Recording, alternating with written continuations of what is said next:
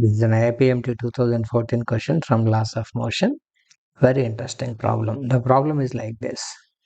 A balloon with mass m is descending down with an acceleration a.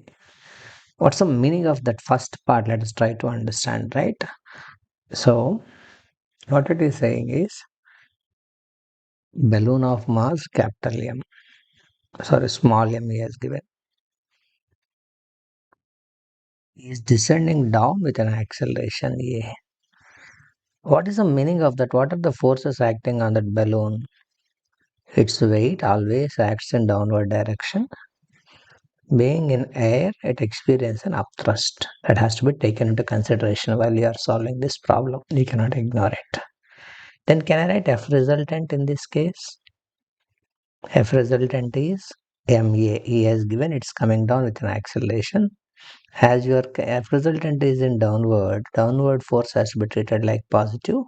Upward force has to be treated like negative. Mg minus upthrust. That's the first case. Now look at the second case. How much mass should be removed from it so that it starts moving up with the same acceleration A? So what happens? What has to happen next is you shall consider the same balloon. Its mass is not m. Some x is removed. So let us assume let mass x is removed from the balloon. So the remaining mass will become m minus x. So that it moves up with the same acceleration A. Again, consider the forces acting on that. Its weight obviously acts in downward direction. And of course, upthrust remains the same, assuming that the balloon's volume is going to remain same because the whatever the vacuum that is there inside occupies the complete volume even after removing a small mass of the gas. Now again, I can write resultant equation using the Newton laws of motion. As now it is moving in upward direction, F resultant is, as it's moving upward direction, force in upward direction shall be treated as positive, force in downward direction shall be treated as negative. That is U is positive minus F resultant. What is this F resultant is? M minus X into A, not MA because its mass is not M but X is removed, equal to upthrust minus of M minus X times of G. To solve this problem, I need to eliminate upthrust because that's not given in the data. So from here I can write upthrust as mg minus ma. Right? Let us substitute this upthrust value in this equation.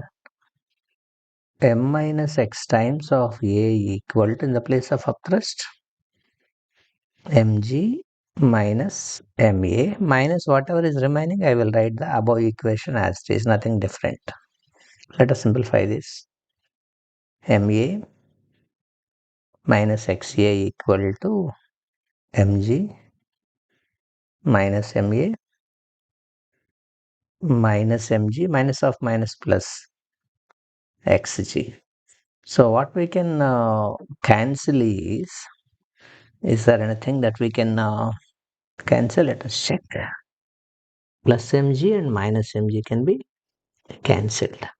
I need to calculate x, so let us get this x term to this side. Xg, take this to other side, so it becomes positive, plus xa. Get this minus term to this side. Ma minus ma on this side becomes plus ma. So 2ma equal to a plus g of x. So the mass removed x equal to 2ma by a plus g. Option 1 is the right answer to solve that problem.